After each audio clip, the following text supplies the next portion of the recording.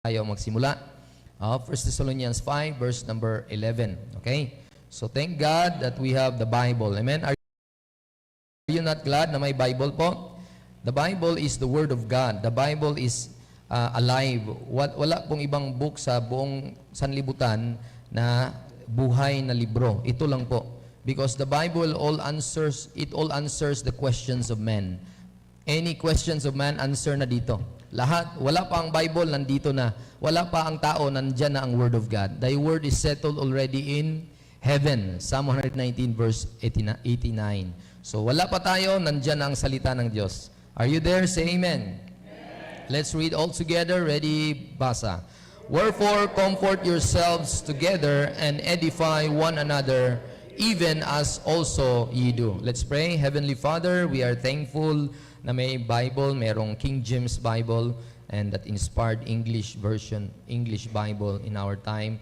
Though many people, Lord, ay nahirapan sa English, but thank you for the Holy Spirit na even ako, you have given me a little ability to speak in Tagalog, though sometimes nahirapan ako because limited ang vocabulary sa Tagalog, but still your goodness, your grace and mercy ay naggabay sa akin para maipahayag ang inyong salita na clear sa mga listener. And may you bless the listener, Lord, and even sa dito sa tabernacle, and even sa online, those who are wants to feed their soul with the Word of God. And now, Lord, ang preaching na ito ay ma-feed sila. And may you guide us all the way until matapos ito at mamaya din, Lord, sa aming lakad. In Jesus' name we pray. Amen. So please, magsiupo po kayo and thank God for the Word of God that will give us the message this morning. You know, in our time, Mama Dad, this word edify, the first point that we need to go is the meaning of this. No? The meaning. What's the meaning of the word edify?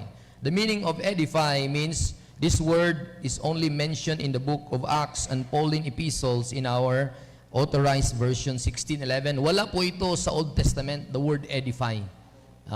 Okay, take note mo din sa inyong notebook. Wala po ito sa Genesis 2, Malakay, Matthew, Mark, Luke, John. Wala po yun, ang word na edify. Saan matatagpuan ang first mention? Book of Acts lang po, no? The book of Acts, no? So, book of Acts, then all of the Pauline epistle. Wala din ito sa sulat ni James, ni Peter, ni Jude, ni Revelation. Wala.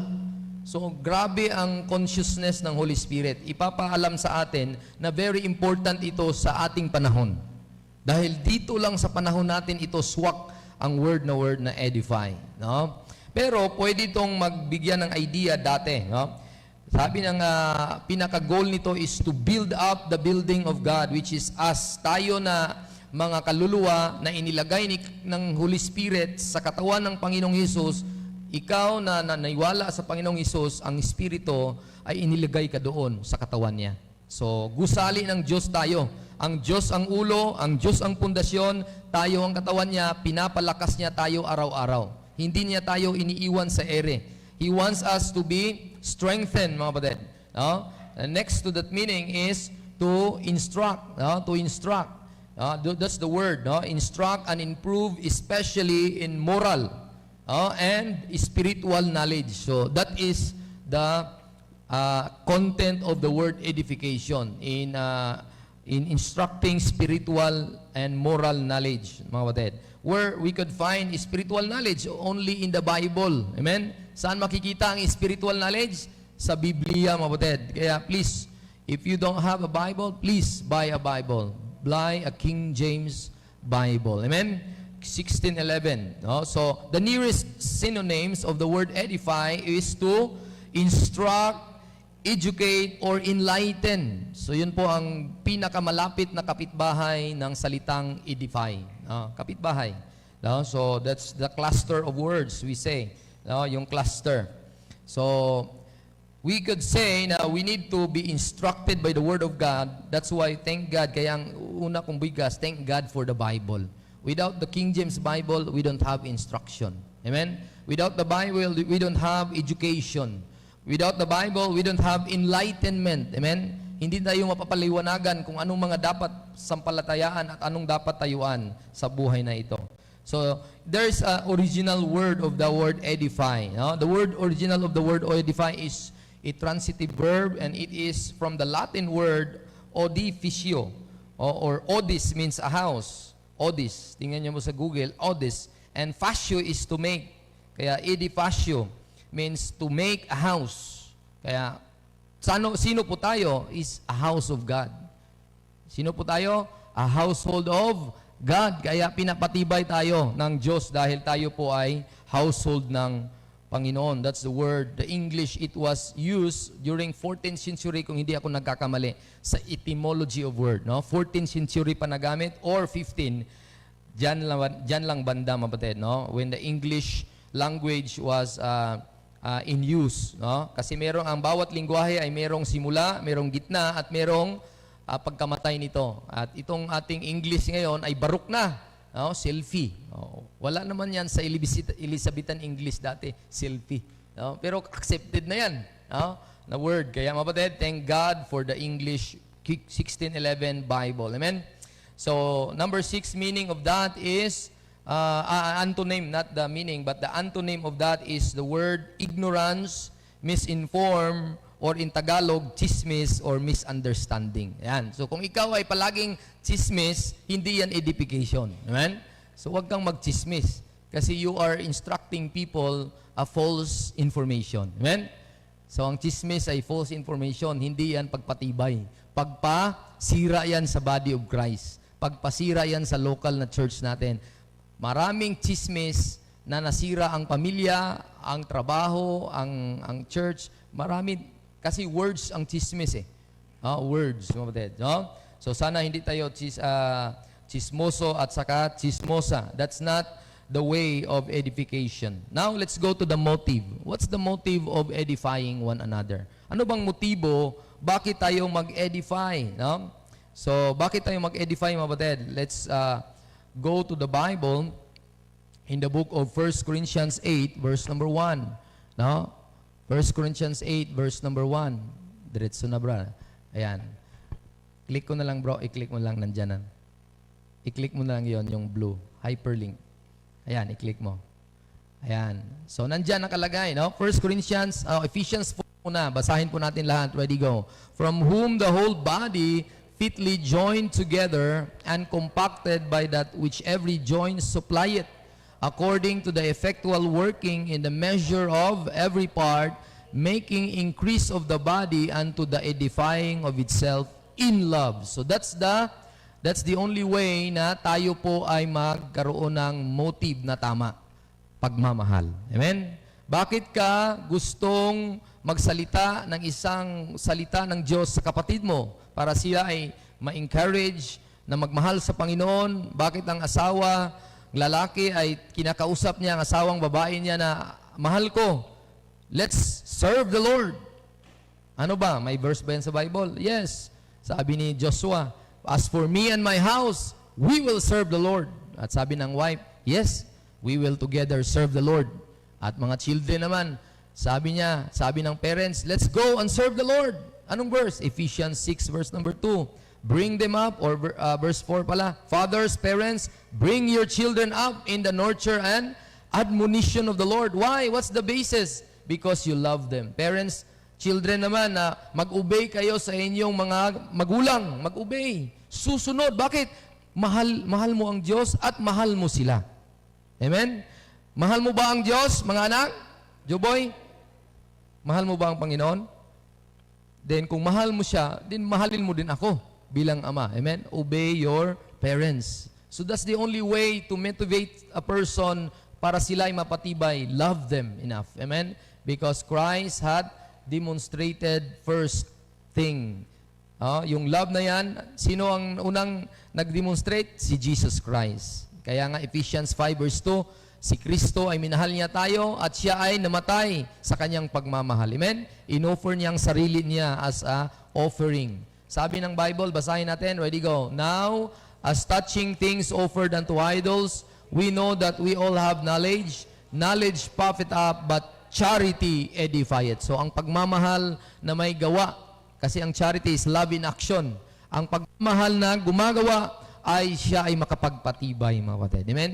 So wala po nino sa atin na mapunta sa church at bawat pamilya na gumagalaw kayo. Ako, Dong, bili ka nga ng, kasi Dong is totoy eh. Bili ka ng bawang. Pagbalik ko, kasi napilitan na ako, ang dinala ko, sibuyas.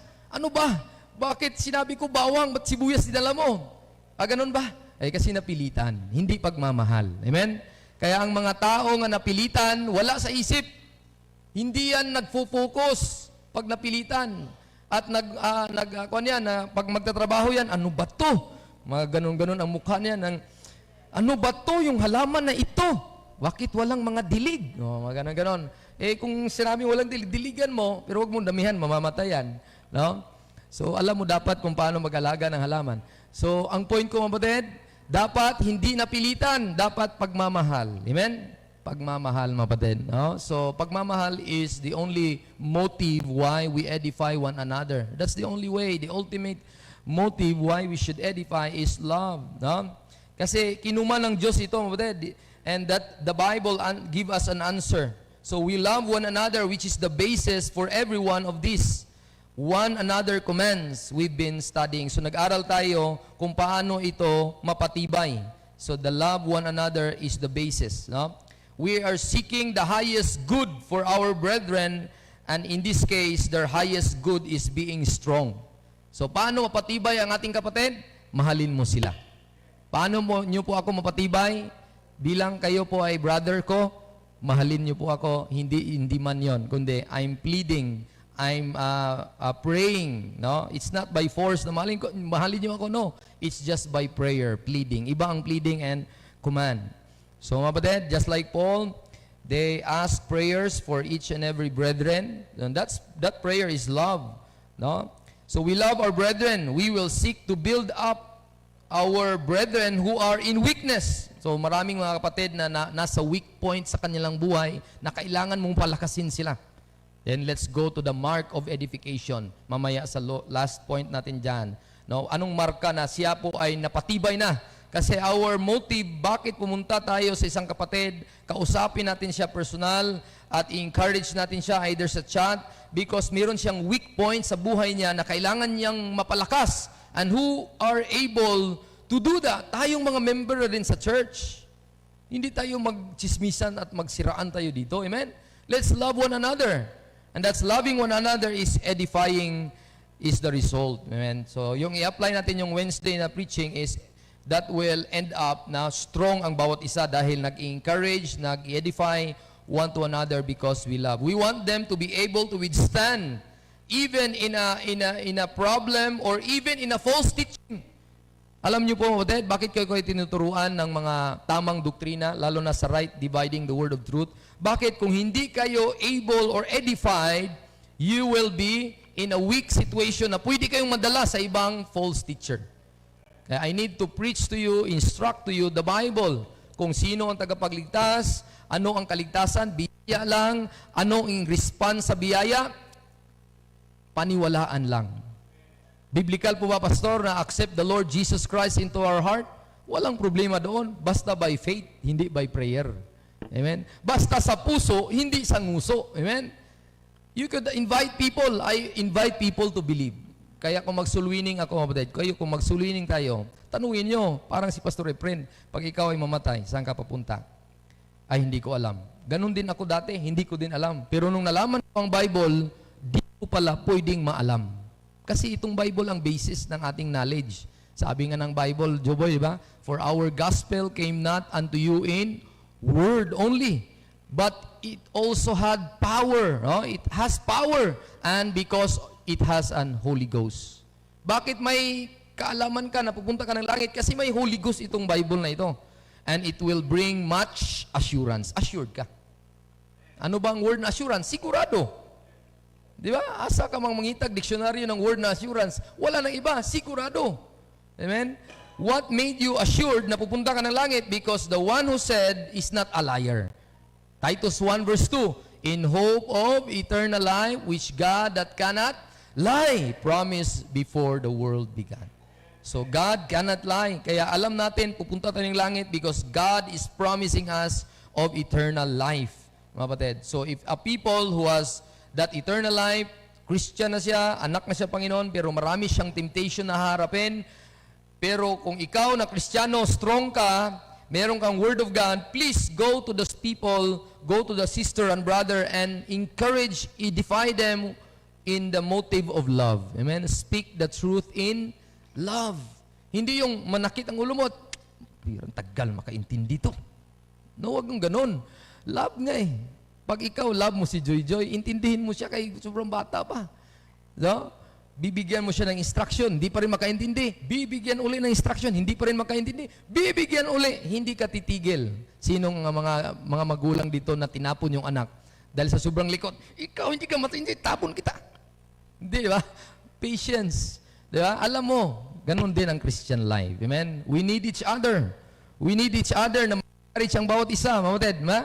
Let's have love. Love will always have a long suffering. May patience, di ba? And he is not always puffed up. He is not always, tawag doon? Hindi madali siyang mapikon. No? Ang love, hindi madali mapikon. Tingnan mo, basahin ko pa mo din, 1 Corinthians 13. Para makuha niyo po kung ano pa talagang love.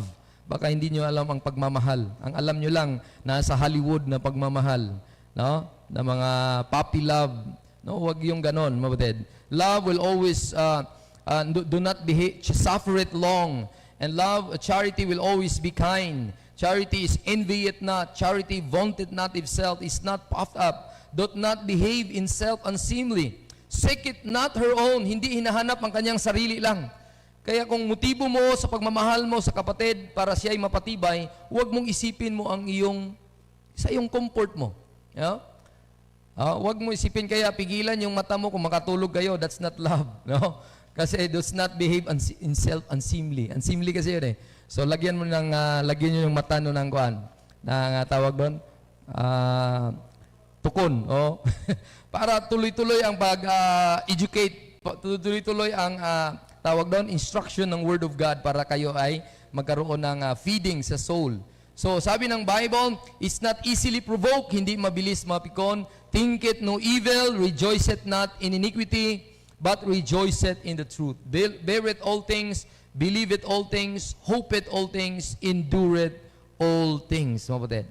So yun po ang love, mapatid. So that's the only motive why we edify one another, because we love one another, mapatid. No? Because we love one another. So love requires something of us that we don't generally like to do. No? And that is we give up our rights just for others.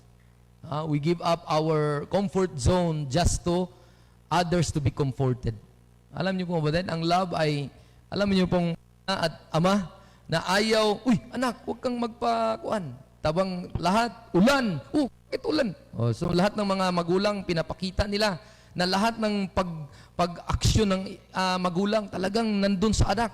Kapatid, amen? Pero huwag niyong kalimutan ang inyong asawa at isang asawang lalaki. Because the ultimate commitment of life is not parents to children, but husband to wife. Wife to husband. You know, the ultimate commitment na minsan kasi nagsisilos, bata pa ako, bata pa si Joboy, kinikiss ni Mrs. yung si Joboy, Joboy firstborn. Ganon. Sabi ko, ay, buti pang bata, kinikiss. Di ba? Ganon. So, ang point ko, dati.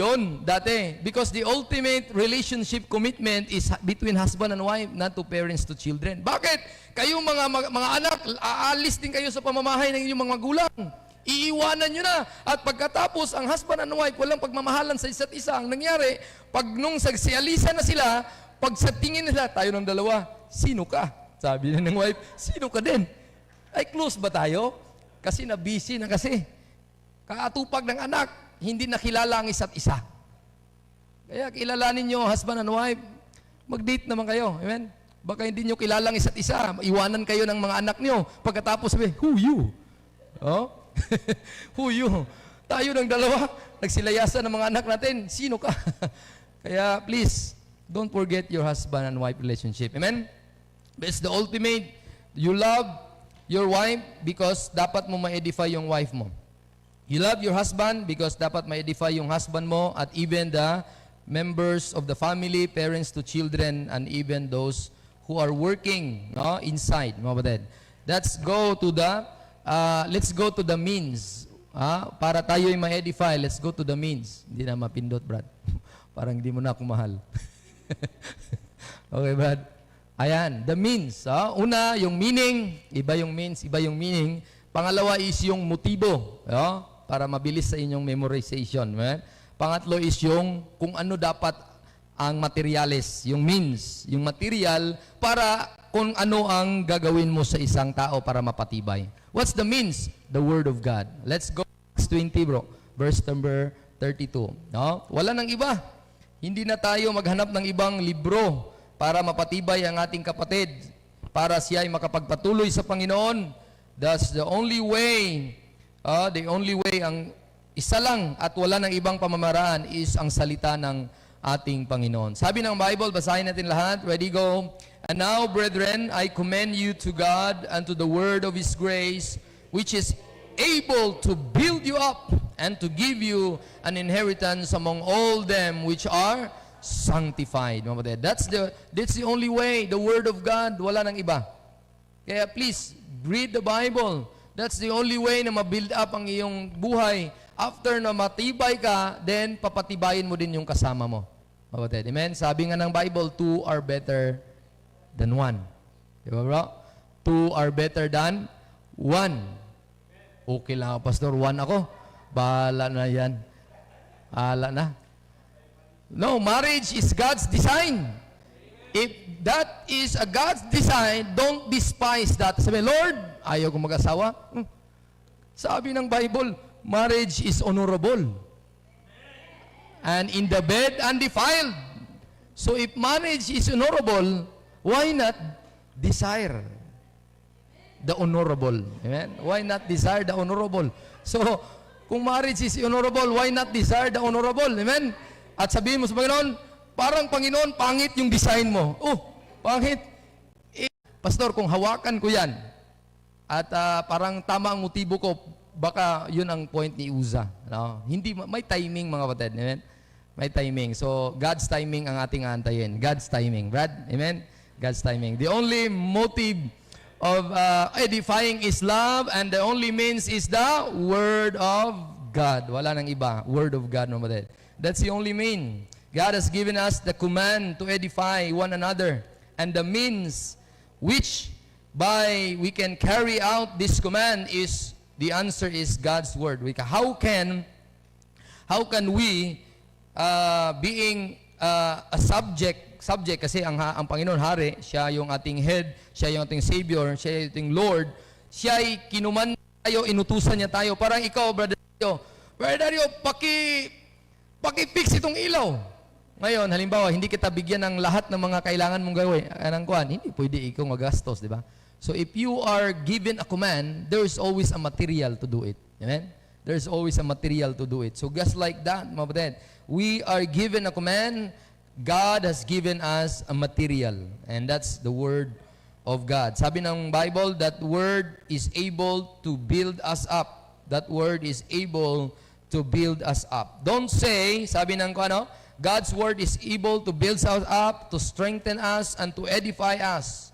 And you and I are used to God's Word to build up one another. Don't think with, well, I think, dapat ito yung gawin. No. Go to the Word.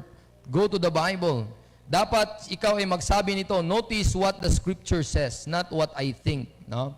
Not what I want to say, but what God says in His Word. Don't say that, well, I don't like that. No, don't say that. Para ang mga kapatid ay hindi ma-offend. Sabihin mo, what the Bible says. Ito yung sinabi ng Bible na hindi mo gagawin. Parang ganyan, halimbawa ko, diretso ko agad, i-judge ko agad. Hindi ko tama, hindi ko gusto yung gawa mo. Pero without a Bible verse, it will not edify a person. Amen? So, kaya mga kapatid, let's go and tell people about God's Word, not our words, not our idea, not our philosophy. That will not edify. Because God's idea is better than our idea, mga kapatid. God's idea is better than our idea. Where we could find and the idea of God always exposed. Saan? The church. Sabi nga ng Bible, Hebrews chapter 10 verse 25, let not, hindi dapat mag-forsake the assembling of ourselves together as sa manner of some is, but exhorting one another. So, pag nandun pala sa assembly, nandun yung Word of God, nag-exhort ng one another. At nagkaroon ng idea at reminder na palapit ang Panginoong Hesus pabalik. The day is approaching. The day is approaching, mga kapatid. The day is approaching. So, we need to have that in our mind. Kasi sabi ng 1 Corinthians 14 verse 12, tingnan niyo po, isa sa mga blessing pagpupunta ka ng church, 1 Corinthians 14 verse number 12, not only exhortation, ang laman na exhortation, Word of God, at ma-encourage ka, ma-edify ka. Let's go to 1 Corinthians 14 verse number 12. 26, wait lang ha. 26 pala, 26. Okay, 26, ready? Go. How is it then, brethren, when you come together, every one of you hath a psalm, hath a doctrine, hath a tongue, hath a revelation, hath an interpretation, let all things be done unto edifying. So sa church, mga batid, kung mag-come together tayo, grabe ang blessing. Grabe ang means na ipabigay ng Panginoon ang mga materyales sa sobrang abundansya, mga batid. So ang ibig sabihin ba, Pastor, sa aming pamamahay ay minsan lang ang Word of God? Kaya nga, depende sa father yan. Depende sa ama ng tahanan at ina ng tahanan. Kaya kung yan ay nagkulang man ang isang ama at madala niya yung member sa family sa church, mapakain siya ng salita ng Diyos at parang fiesta kasi lahat na tayo kumakain. Amen? Nandun yung fiesta ng exhortation, nandun yung fiesta ng doctrine, nandun yung fiesta ng revelation ng Word of God, at nandun yung tongue. Ano yung tongue? Wala yun ngayon dahil wala na po ang sistema ng tinatawag na signs, wonders, and miracles. At ang sabihin niyan, tongue, sa atin ngayon ay yung tamang pagbigkas, lingwahe, at nakaintindi tayong lahat, no? In a right language, Tagalog naman ang ating mabilis na common na maintindihan, and English. Then merong tinatawag na psalm, a song. Kaya thank God mga ladies, yung dalawa na nag-do-it kanina, at daily devotion, minsan mabilisan lang. Ako as a leader, as a family devotion, bigyan ko kayo ng tip. Hindi palagi na merong talagang habang pag-read, no? May Bible reading ang personal ko, meron ng Bible reading ang wife, kami dalawa. Meron din gathering na parang kami na lahat. May minsan, kakanta kami, doon na ako mag-preach sa kanta. No, doon ako mag-explain sa kanta, doon ako maghanap ng exhortation sa kanta. Kasi psalm when you come together, every one of you had a psalm. So depende. Kung may kanta yung family member, meron din siyang sharing verse, meron din siyang any interpretation. Interpretation is God's word pa rin, mga batid, na ito yung pagkabigkas. No? So, let's do it, mga batid. Let's do it kasi binigay ng Panginoon yan at material yan binigay ng Panginoon, and let's use that material para tayo ay mapalakas. Wala na pong ibang way para ang mapalakas ang church, ang Berean, Word of God lang. Search the Scripture. Search the Scripture. Yan, search the Scripture, and that's the noble. Sabi nga ng isang pastor, I am not Antonite, but I am a noble person. Yun ang sabi niya. I am not an Antonite, but I am a noble person. Mas mabigat yun, mga kapatid. Bakit? Totoo naman, biblical. Kung ikaw, if you search the Scripture, you are a noble person. That's a noble act. Nobility. Magalang, talagang honor, honorable. Kung if you open the Bible and read the Bible, noble yun. Hindi yun kamangmangan. Maraming mga pilosopo at nagsasabi, huwag kang mag-open ng Bible, mamangmang ka, mababuang ka. Sa Bisaya ba? Makabuwang ang Bible, di ka kasabutan na. Di ba? Sabi niya, no, hindi yan mga buwang. Noble yan. It's a noble act that you search the Bible. Daily pa ang pinagana, daily. Para tingnan mo, totoo ba yung sinabi ni Pastor na maligtas tayo sa biyaya lang? Paano yung sinabi dito na ang biyaya na walang gawa sa James ay patay? Parang si Pastor nagsisinungaling ata. Di ba? Kung ikaw naman ay tama ang pag-intindi mo sa Bible na pag-aralan na may paghati-hati, hatiin natin na maayos. Itong James ba ay para sa iyo? Hindi. Sabi ng James 1:1, a servant of God, si James ang nagsulat, at servant siya ni Jesus. Saan niya isinusulat ito? To the 12 tribes which scattered abroad. So hindi, ang tanong mong pangalawa, ikaw ba'y membro sa 12 katribo? Pag hindi niya masabi, ay hindi ito para sa iyo. Tanggalin mo na lang sa Bible yan, hindi para pala sa atin yan. Bakit naniwala kayo na may Bible na hindi para sa'yo? No, the Bible is written for us. Iba yung for na preposition, iba yung to. Okay? Ang to, addressee talaga yun, addressee, na pinasulat para doon sa kanila. Pero we can learn a lot of things. So the word preposition for, iba yun. Iba. Parang si Sister Marilyn magbigay ng birthday cake to Sister Au, kasi daughter niya. Pero yung birthday cake na yon na binigay niya sa kanya, ano matutunan natin? Para sa atin yon? Hindi. Para sa kanyang daughter. Pero, ang matutunan natin, Sister Marilyn is a good mother. Kanya po, is a good mother. Is a good father. Dinala niya si Anjanette, di ba bro? So, dinala niya. So, parang ganun. It's not that idea na hindi para sa atin ang Bible. Amen? So, may topic lang po sa kaluluwa na tayo pupunta ng langit, kaligtasan ng kaluluwa. Si Paul ang nag-instruct, for by grace are ye saved through faith, and that not of yourself, it is the gift of God, not of works, lest any man should boast. Pag sinabi ni James na faith without work is dead, totoo yun. Pag sinabi ni Paul na faith alone, totoo din yun. Pero may kapanahunan yun. Tawag doon. May kapanahunan kung saan i-apply. Kaya ganun kapatid, para mapatibay ang isang kapatid, para sila po ay mapatibay lalo, tingnan mo ang materialis kung paano gamitin. Parang simento, di ba bro? Magsimento tayo dito. Di ba? Nagsimento tayo dyan. Alam natin kung paano timplahin. Bawat materialis, alam mo dapat timplahin para tama ang pag-apply. So ganun din ang Word of God. Kung may material tayo, which is God's Word, the means, para tayo ma-edify, tama natin gamitin. Amen? Dapat tama ang paggamit sa material. Amen? Let's use it rightly para tayo po ay lalo pang matibay. Number 1, the meaning. Number 2 is the motive, love, and the means is only God's Word. Now, let's go to the last. The last is the mark. The mark of edification. Ano bang marka? How do we know when a brother or a sister ay nangangailangan siya ng pagpalakas or pampalakas or nahihina siya? Kailangan mo siyang palakasin. Or how do we know na siya ay lumakas na?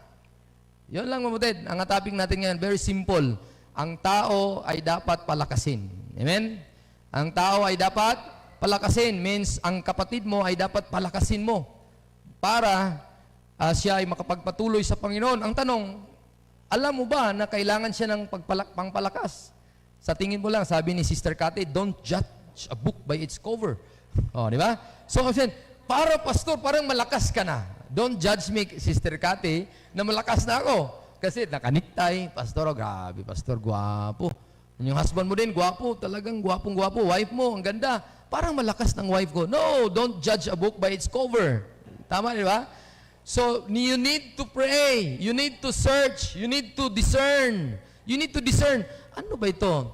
Kailangan ba itong pampalakas or ako ang palakasin niya? So, very, ang marka, mapatid, mahirap magmarka ka ng isang bagay, mahirap eh. May iba, magkamali ka.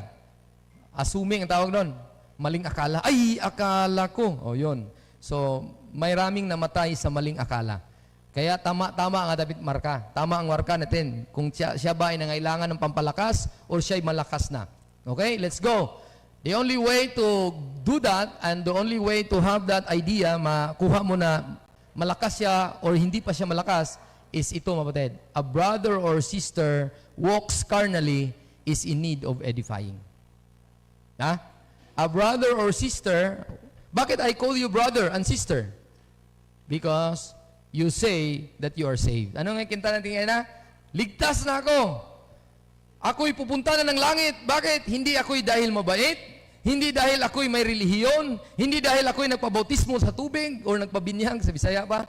No, hindi dahil dyan. Kundi dahil merong nangaral sa akin na Kristo, anak ng Diyos, na namatay daw sa Kalbaryo. Ayon sa Biblia. At yun lang ang sapat ng ginawa niya at sampalatayaan ko lang ito. Sabi ng Biblia that whosoever believeth in Him. At sabi ng Bible, it is the foolishness of preaching to save them that believe. Para iligtas sila na nampalataya nito. At have you received the Holy Ghost since you believe? At natanggap ko ang Holy Ghost nung ako ay naniwala at nanalig sa Kanya. At nung time na nalig na ako, minsan namuhay ako na sarili lang ang inatupag. No? Kung ikaw ay anak na ng Panginoon, pero sarili mo lang ang inatupag mo, you need to be edified. Amen? You need to be edified. A person also who walks as Christ walks is already edified. No? Mabaten? So yun ang marka. Kung ang marka niya, kailangan ba siya ng pangpalakas? Kasi minsan sa isip niya, sarili lang inatupag niya. No? You know it. No? Alam nyo na kailangan tayong pampalakas dahil minsan sa ating sarili, palagi na tayong iniisip. No? Ang love one another nung Wednesday, ang iniisip natin, sarili lang. We don't have the mind of Christ na who died for us. Amen? Kung mahal lang ni Kristo ang sarili niya, hindi siya mamatay sa cross. At sinabi pa nga niya, Ama ko, patawarin niyo sila, hindi nila alam ang ginagawa nila. What's that? That's love. Hindi siya bumawa sa cross. Sabi niyo, sino kayo? Bakit niyo ako pinako? Isang ganun lang sa krino ng Panginoon, patay na kayo. No, hindi ginawa ni Kristo yon. Bakit? Love niya tayo. God commanded His love. So kaya kung love mo ang others than yourself, that's like. But if you love yourself than others, that's carnality.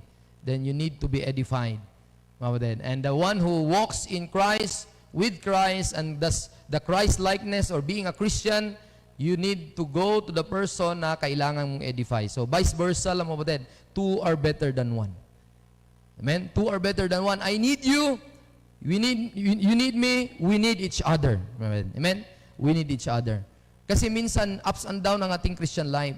Yes, we will be in heaven some of these days. Papunta natin langit. Pero as we wait to that day, ups and down ng Kristiyano. Minsan, iniisip natin ng Diyos. Minsan, hindi. Minsan, pag ganon-ganon. So, kung sino ang nag-remind sa atin, mabless tayo. Di ba, Sister Bibi, no? Continue to remind us, mga hugot ba? Mga statement na, bang, pabaon ba? So, ang tawag doon, mabutid, is a reminder. A sister remind us, a brother remind us to serve Christ. Amen? To serve Christ. So, that's the only mark, mabutid. The mark is to know and to have that idea that he is walking in the Spirit. Now, let's go to the final thought, mabutid. The final thought.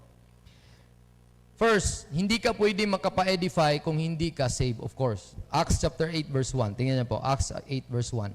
Itong si Pablo, mabutid, siya po ay karumal-dumal na tao. Wala po ni isa sa atin ang pwedeng makapagpantay sa ginawa niya sa mga Kristiyano. Wala ni isa. Sino ba sa inyo ang pumatay na ng Kristiyano? Wala, di ba? So, sa ating grupo ngayon sa Berean, wala. So, that means itong tao na to ay grabe.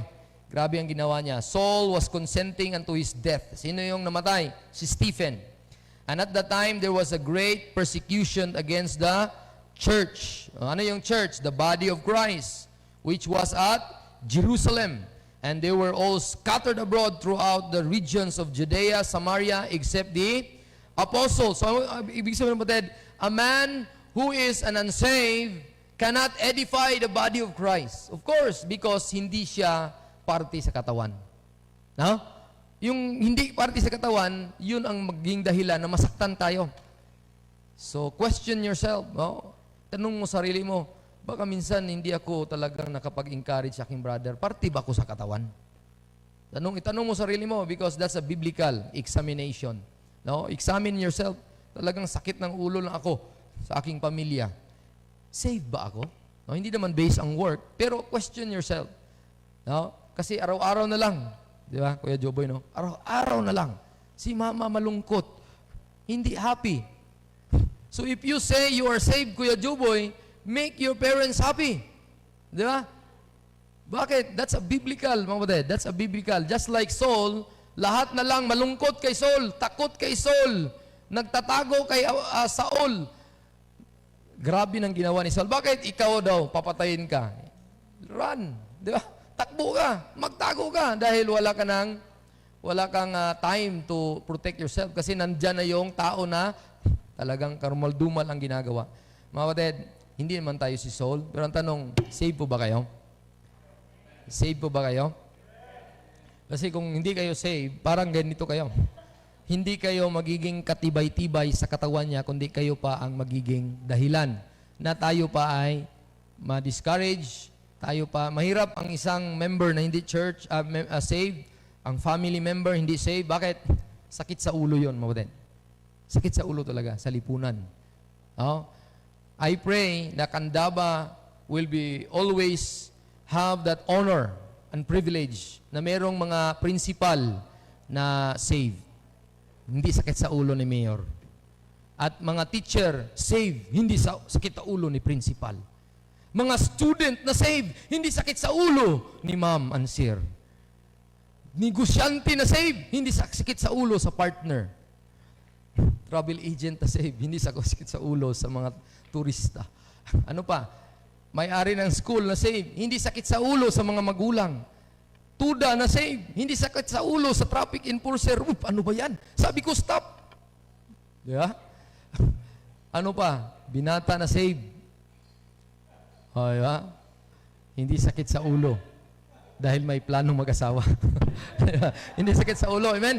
So, ang ibig sabihin, mga kapatid, you need to be saved. Amen? Are you saved? The only way of salvation is to believe the gospel. The gospel is the power of God unto salvation. And the gospel is the death, burial, and resurrection of Christ, and that's enough. It satisfied God the Father. God the Father was satisfied sa offering ng kanyang anak. At sabi niya, I am satisfied. Anyone will believe on my Son will be sealed by the Spirit. Sabi niya. So, mga kapatid, please be saved. That's the only way. No? And number 2, you can only edify someone if you function. If you function, mga kapatid. No? If you function, your gifts and measure of faith given to you by Christ the head. Wala na pong ibang means, mga kapatid. Only saved ka. Pangalawa, function being saved. Bakit? May regal, may gift ka eh. Pakiclick nga yan, Brad. Romans 12. Ano ba ang kan? Basahin natin. Having then gifts, ready go, differing according to the grace that is given to us. So mayroon kang regalo na binigyan ng Diyos, i-function mo. Whether prophecy, let us prophesy according to the proportion of faith. So practically, preaching po ito. Preaching po ito. No? Practically, preaching.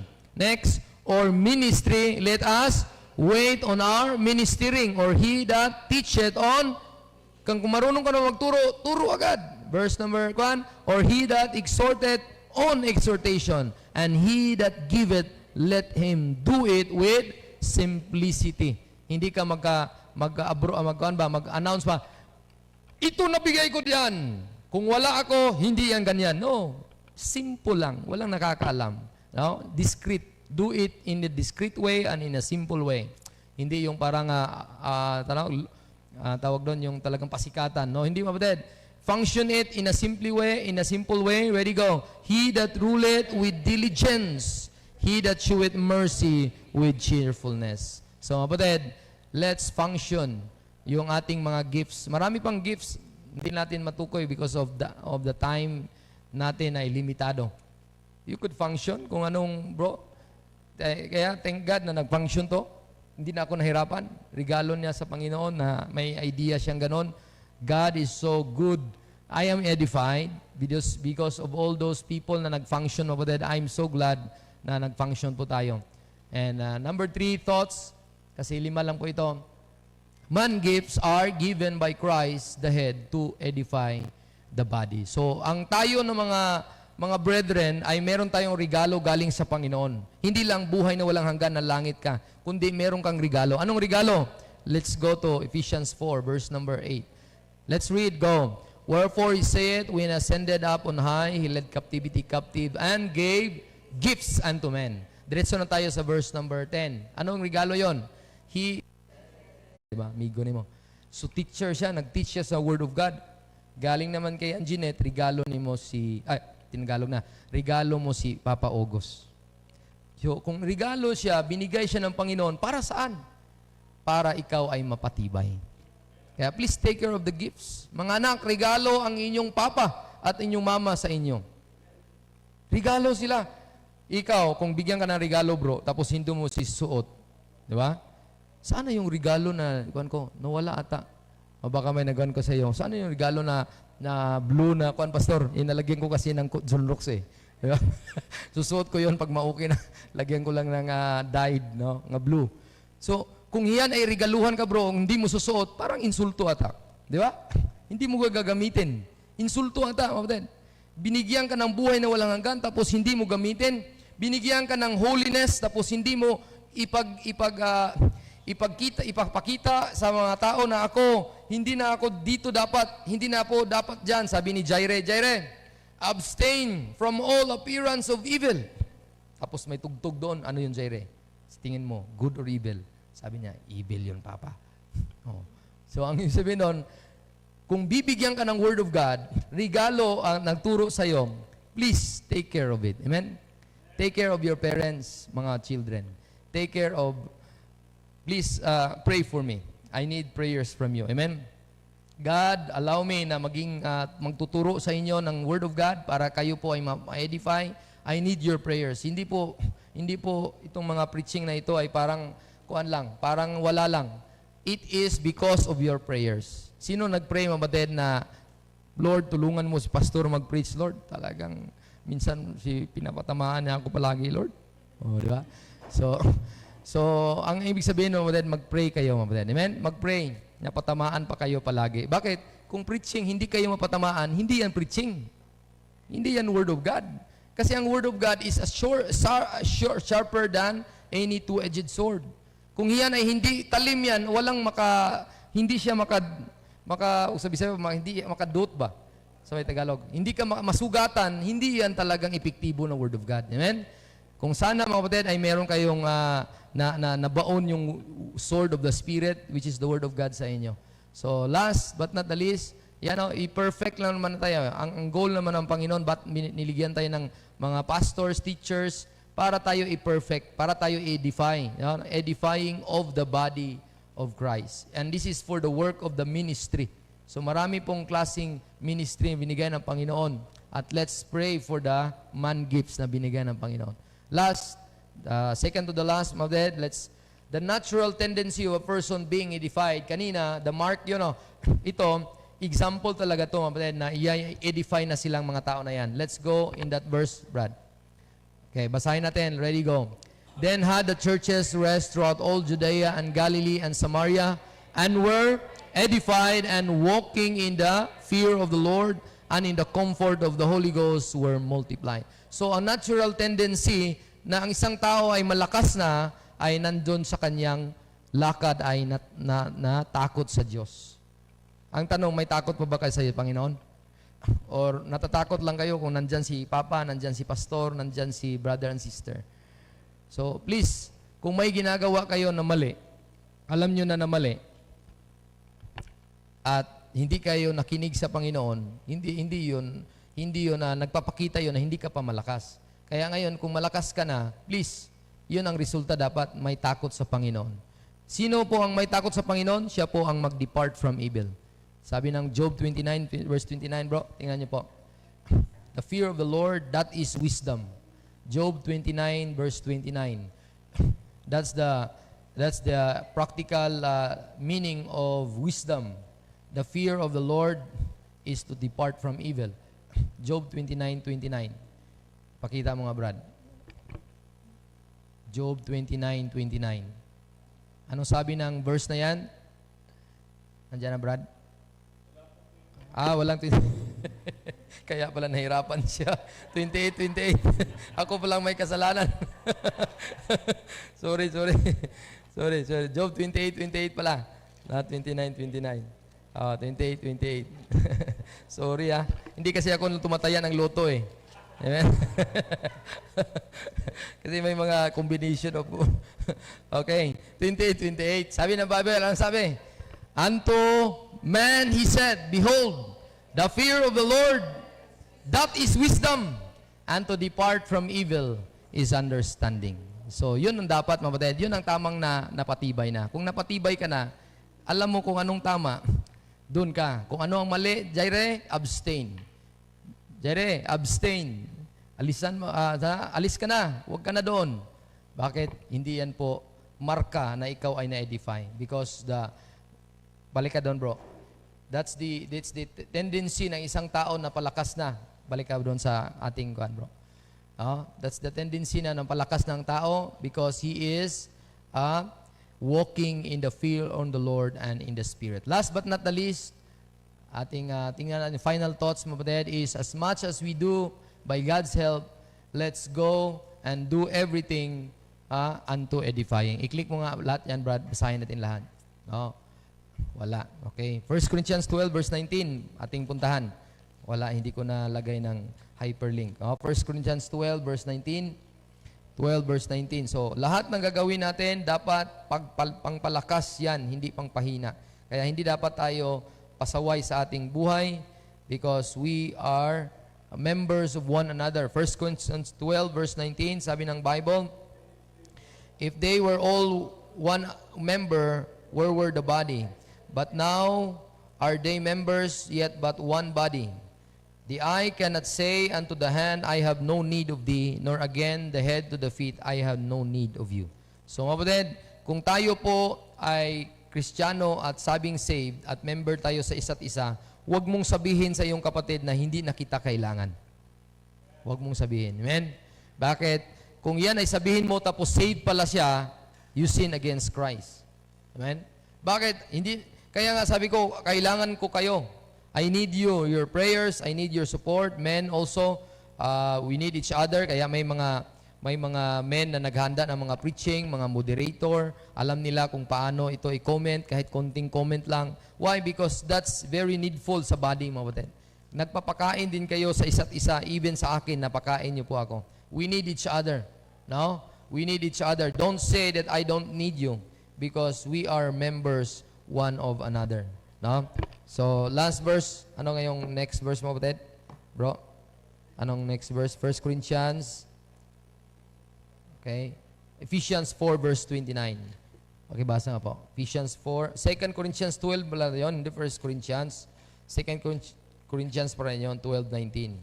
Kaya pala, ay at least nilid din ako doon sa 1 Corinthians, no, para maalala natin na we don't say to our brother and sister na hindi natin siya kailangan. No? Sabi ng verse 19, again, thank ye that we excuse ourselves unto you. We speak before God in Christ, but we do all things, dearly beloved, for your edifying. So wala ni isang beses na gumawa si Paul ng mga bagay-bagay na hindi mapalakas ang katawan ng Panginoon. Amen? Hindi po mapalakas. Meron pang number 6 po, bro. Number 6 point pala to. Yan. All things be done unto edifying. No? 1 Corinthians 14 verse number 12. 1 Corinthians 14 verse number 12. Sabi ng 1 Corinthians number 26 pala, not 12. Okay? How is it then, brethren, when you come together, every one of you hath a psalm, hath a doctrine, hath a tongue, hath a revelation, hath an interpretation. Anong sabi ng last exhortation? Let all things be done unto edifying. So, ang ibig sabihin ng all things, wala nang exempted yan. Lahat, kung anumang bagay na ginawa niyo po, ang pagbibigay niyo sa church, dapat makapa-edify.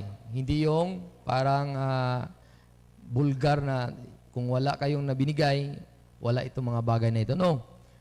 Simplicity, sabi na kanina, all things be done unto edifying. Kung ikaw naman, ako naman mag-preach, I want to do it unto edifying. Hindi po ako mag-preach dito para lang naman isang tao ang tirahin ko. No. It is for all of us. Let's do everything for edifying. Kung ikaw member, pupunta ka sa church, tapos late, edifying ba yon? Hindi, di ba? Kaya, kung tayo ay magsumikap na sana ay makapag-edify, please do it. With love naman, with love, hindi napilitan. Amen? Let all things be done unto edifying. Kaya let's pray to God na tayo po ay confess sa Panginoon. I could ask the pianist, Sister Joy, if any one of you wants to say to God, you could kneel down sa inyong upuan and ask God for help. Lord, hindi ako matibay.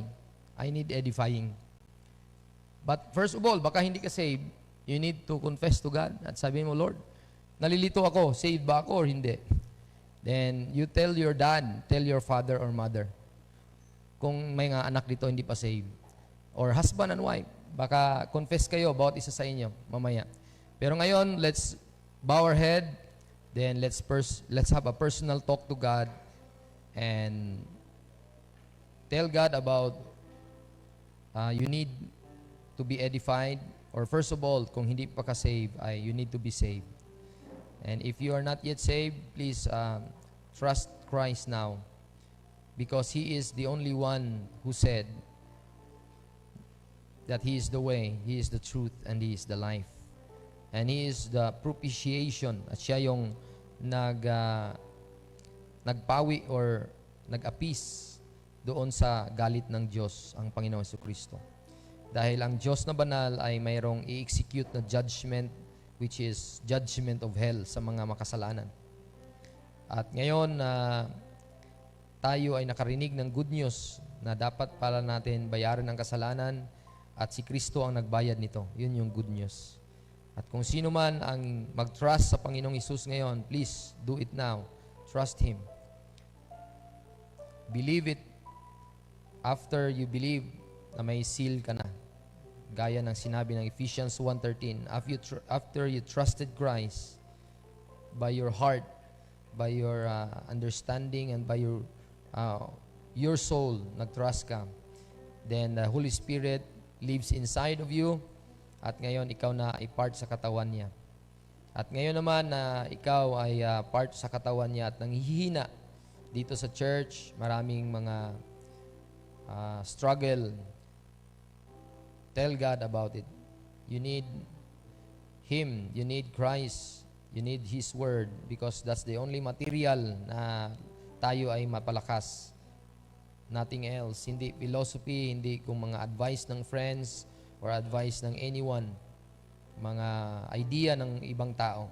It's only the Word of God na ikaw ay mapalakas. Tell God about your need.